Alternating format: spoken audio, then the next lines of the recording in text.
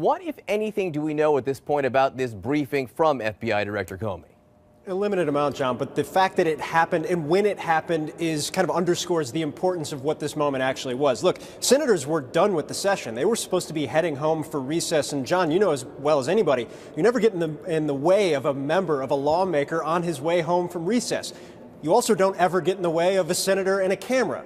Jim Comey did both today, and really effectively. None of the members, the Senate Intelligence Committee members, coming out of the briefing were willing to say anything at all, and that's rare. While obviously they can't talk about classified information, usually they'll give us an outline if we've sat outside, staked out the meeting.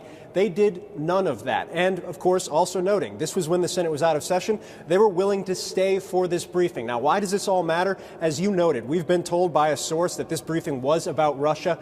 And this is the committee that's doing probably the most important and likely most effective investigation into the Russian meddling into the 2016 election. This is a bipartisan committee, one that the chair, a Republican, and the vice chair, a Democrat, say they have good relationships with, are committed to an in-depth investigation, one that includes not only contacts between campaign officials and looking into contacts between campaign officials and Russian intelligence contacts, but also extending into the transition period. And you know what that means, John. That means that Michael Flynn and his contacts with the Russian ambassador, that is also a part of the investigation. That's the broader context here and kind of underscores why this was an important moment today in the U.S. Senate. You know, as to how effective this committee is, Senator Marco Rubio, he was in the briefing today. He's on that committee, and I understand he wrote about it afterwards. What did he say?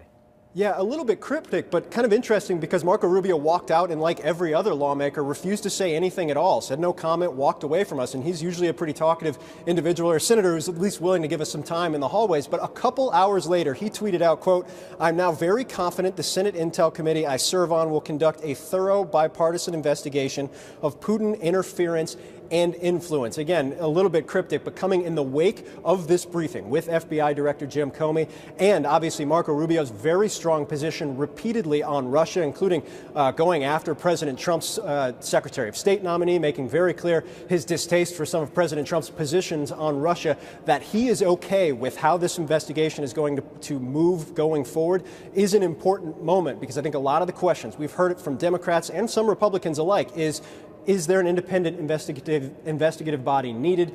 Can a Republican-led committee actually conduct an independent investigation? Senator Marco Rubio, obviously a Republican himself, says yes. So does Mark Warner, the vice chairman and Democrat of the committee. So this is the committee to keep an eye on. These briefings increasingly important as they get down to their work here, John.